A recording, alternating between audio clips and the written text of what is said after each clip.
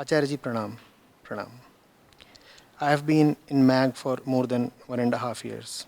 Okay. Started with Avdut Gita and Ribhu Gita, wherein the emphasis was to guard peace like a lioness and to live in Brahm. With sincerity, I started working on it. Later on in a camp, you changed the instruction. Now you said, you are a restless consciousness, and liberation from suffering is your ultimate goal in life. Okay, I said, this too is a fact. Then after a few months, we started Nitnem, in which the name, God and Guru were given highest importance. I enjoyed the devotion of 6 saints and started singing the glory of God and Guru and started living in remembrance. But then in recent classes, I was personally instructed to get into karma. Henceforth, I have been seriously trying to find ways to enter into karma yoga. Acharya, already I am taking just too many medicines. Now, this month, 2 more pills have been added, Shunyata and Zeroness. It is creating so much resistance in me. Should I take these new pills too? Am I not getting better with the old pills? I am perplexed. Though all paths finally lead to one destination, I must choose one path, isn't it so? Please tell me just one thing, Acharya ji. What should I do? You are my doctor. Pardon me for troubling you every time. With love and gratitude, Parmeshwari. Yes, Parmeshwari.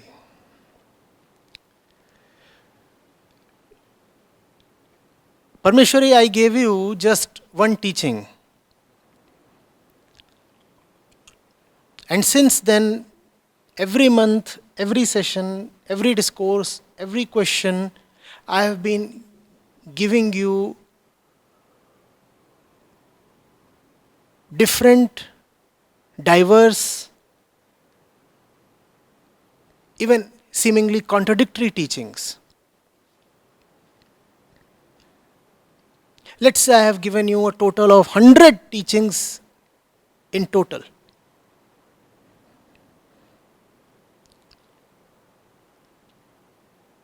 The first one you know of, right? And if Avdut Gita and Ribhu Gita, that were your first texts,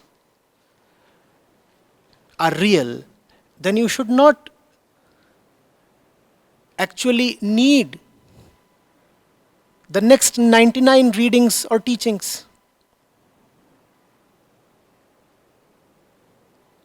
The next 99 can be said to be required only if the first one is insufficient. Is the first one insufficient? Is the second one insufficient? Is even the third and fourth one? And all the subsequent ones insufficient? No, none of them. All that you needed to know was contained in the first text, in the first reading, in the first question, in the first answer. That is the total and the summit and the climax. You do not need to hear anything beyond the first. What are the ensuing 99 ones then for? They are there so that you can understand the first one. So much effort is needed just to get you to understand the first teaching, that 10,000 more teachings have to be given. If 10,000 teachings are being given, that does not mean that there are 10,000 different teachings. It only means that the same thing has to be explained to you in 10,000 different ways and it is still not clear.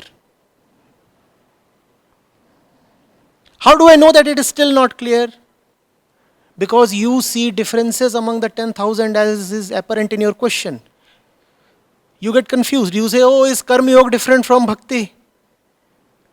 As long as you do not see that they are one, it means you know neither Karma nor Bhakti.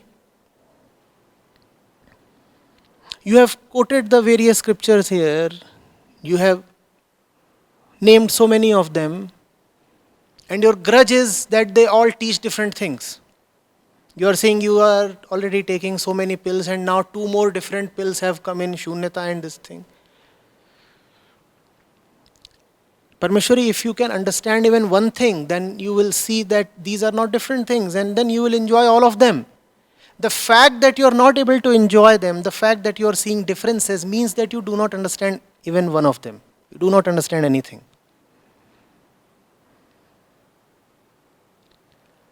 That is the one mark of the person who realizes. He immediately sees oneness.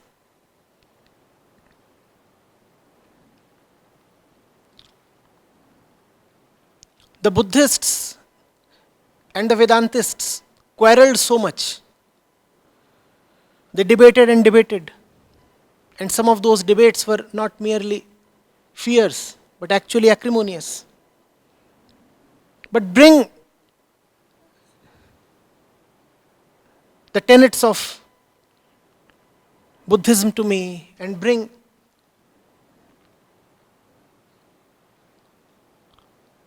the gems of Upanishads to me, and I see no difference at all. I, in fact, wonder how people could debate over them.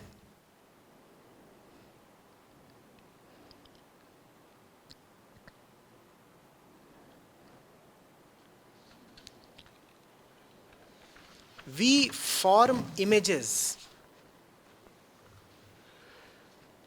and that is why we find it convenient to stick to one order, one teaching, one road, one path, so that our convenience is not disturbed.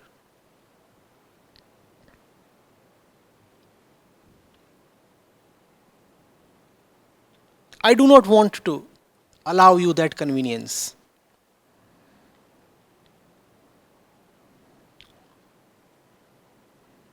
I will bring Lao Tzu to you, and then I will bring the Sufis to you. So that the name Lao Tzu totally disappears from your memory. Only the essence of Lao Tzu remains. And the essence of Lao Tzu is the same as the essence of the Sufis. If I do not bring the Sufis to you, then only the name Lao Tzu remains with you. And that name you start taking as essence, which is not at all the case. Yes, I'll bring the Sikh gurus to you, and then I'll bring the Ashtavakra Gita to you.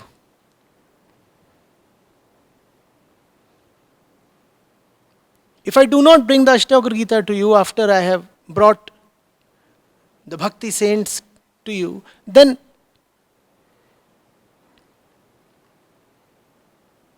you will miss the essence of the Bhakti saints. That which can be erased or destroyed must be destroyed.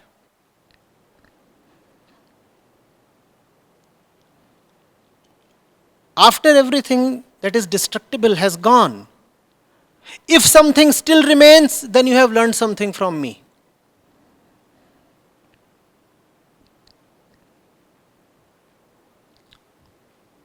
My job is not merely to teach you. My job is also to ensure that my teaching is not conditioning you. And I take the second aspect of my job more seriously than the first one. Because teachers, there have been aplenty. And teachings, there have been profound and galore. But all those beautiful and deep teachings have often done mankind a lot of harm. Because that which is taught can easily become a force of conditioning. Especially if there is one route and only one route through which the teaching is coming to you. That is why in sects where it is not a thing of culture to read from diverse sources, to be acquainted with literatures from various religions and paths and communities. Dogma, bigotry, and prejudice are more common.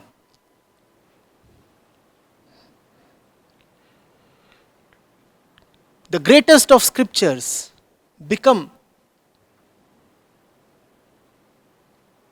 unfortunately, the causes of ignorance and prejudice and fear.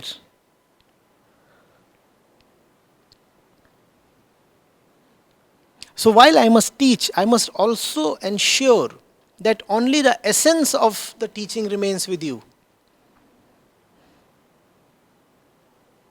And one quick test is, are you able to naturally, effortlessly reconcile the teachings of an Ashtavakra with, let's say, Guru Nanak Dev? If you cannot immediately see the oneness, then I repeat, you know neither Muni Ashtavakra nor Guru Nanak Dev. You know neither of them then, if you cannot see them as one. If you cannot see Shunyata and Atma as one Parmeshwari, then do you really know Atma? Your grudge is, I know Atma very well. Now why are you teaching Shunyata to me? That's your complaint. You are saying, Acharya ji, all the Vedanta that you have taught to me has well versed me in Atma. Now why have you brought about a different thing called Shunyata? Parmeshwari, had you known the Atma at all, would you have found Shunyata different from Atma? That means you do not know Atma. That is why I have brought in Shunyata, so that you may know Atma. That which you are thinking of as a trouble to you is in fact your test and my teaching. That which you are calling as a trouble is your test and my teaching. As long as it remains a trouble to you, it means you are failing the test.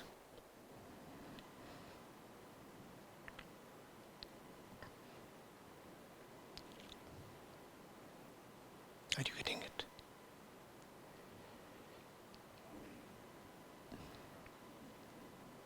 If Avdhut Gita is there, and then Rumi comes to you, and you start calling Rumi a trouble, then do you know the Avdhut Dattatreya at all? And that is the case with you, Parmeshwari. Dattatreya you have read. Now Rumi comes and you say, oh, now Rumi is saying different things. Why am I being loaded with so many teachings? Why so many different pills? Is Rumi different from Dattatreya? But you are finding the two different. That means you do not know Dattatreya. So you need Rumi. You need Rumi till the time you stop seeing the two as different. When will your education be complete? When you will start seeing all of them as one. Not merely in theory, but actually.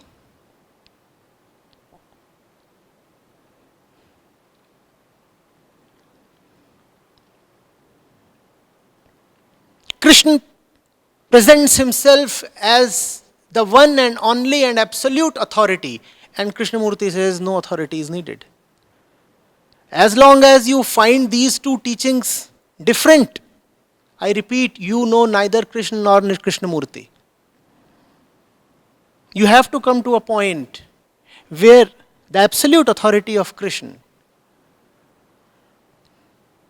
is seen as the same as the non-authority of Krishnamurti. If you do not come to that point, then you will just become a blind follower of either Sri Krishna or Jiddu Krishnamurti. And we have ample of them already.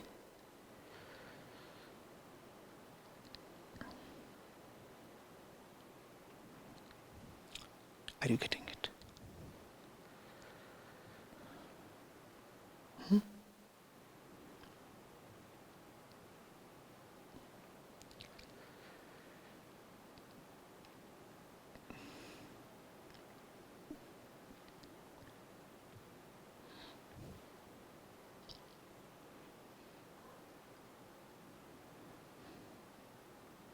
There are so many orthodox branches of religion. And then there are so many heterodox philosophies as well. You have to come to a point where you start seeing even the Astik and Nastik as one.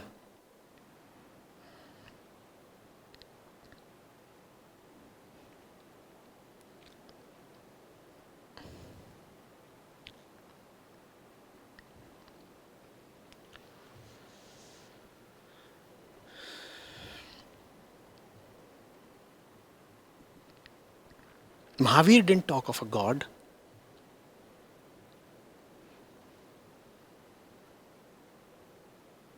And Kabir Sahib talks only of Ram. If you find them different, you have not found out anything at all, Parmeshwari.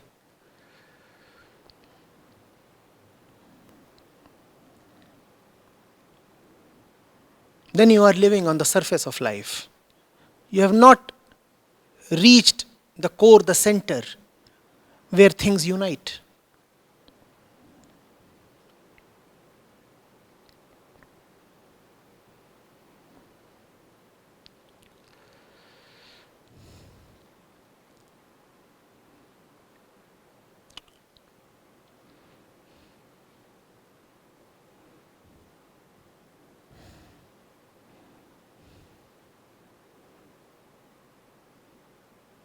If you can pick up the Bible and Sakhi Granth and the Bhagavad Gita and come upon verses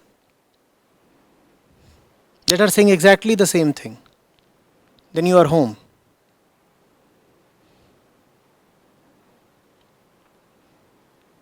And if it requires you effort to settle differences,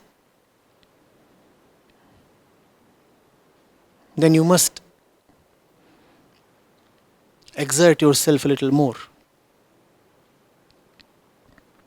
Be cautious of your tendencies.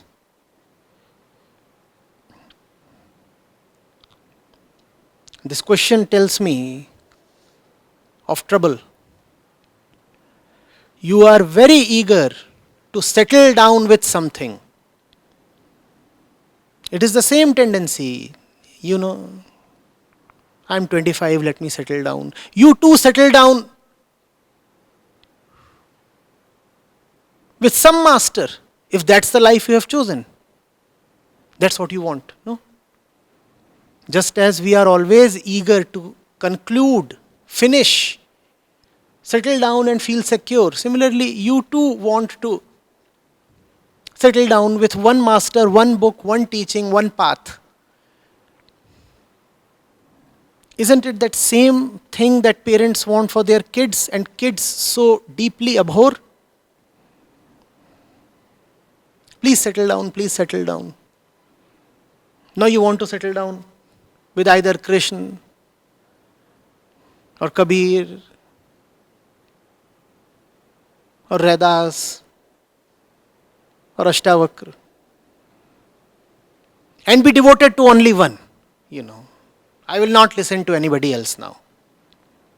I have found my Guru. I will not allow that to happen. You want to be loyal to the form. I want you to be loyal to the truth. Loyalty to the form is perversion. Loyalty to the form is disloyalty to the truth. The one who is loyal to the truth must remain continuously disloyal to forms. But one's conditioning is deep. One has been taught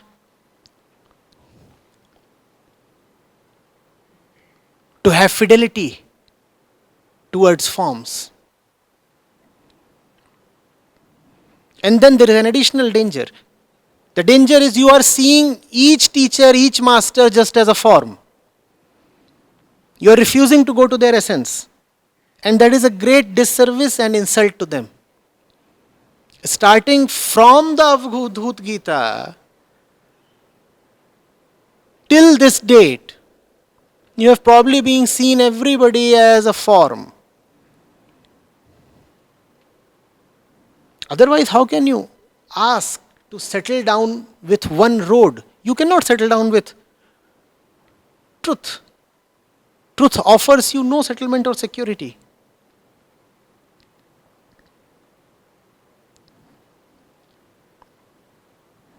Rather, in truth, one gains the courage to be mobile.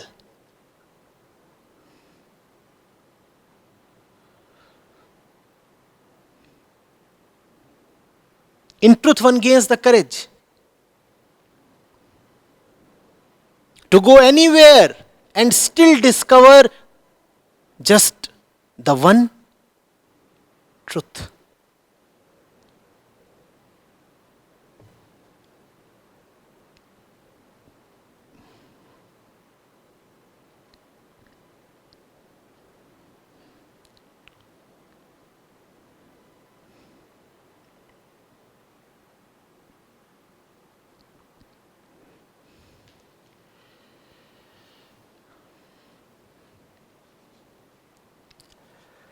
You have said the destination might be one, but the traveler has to choose a single path for himself. Look at the image you are conjuring up. You are saying the destination is one, many paths lead to the same destination, but the traveler has to choose one path. It's a false image, Parmeshwari.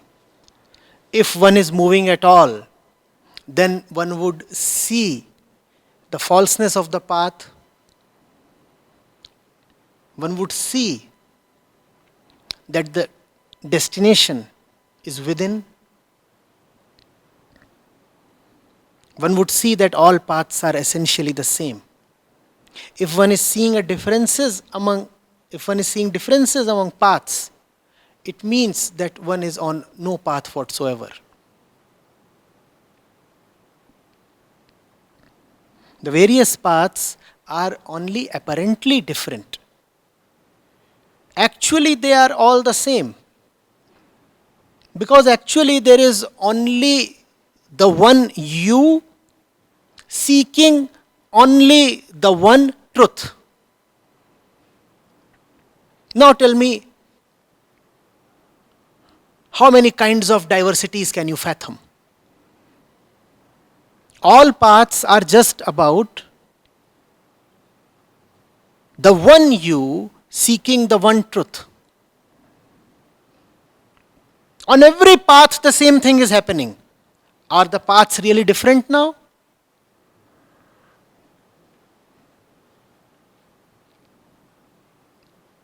Superficially, there are differences. But if you are to talk only of superficial things, then how far have you progressed in your sadhana, Parmeshwari? Progress in sadhana is seen by the depth in your realization. If you are still talking of paths and forms, and this teacher versus that teacher, and this pill versus that pill, it means there is a long way to go. Anyway, let's keep going. Don't stop moving.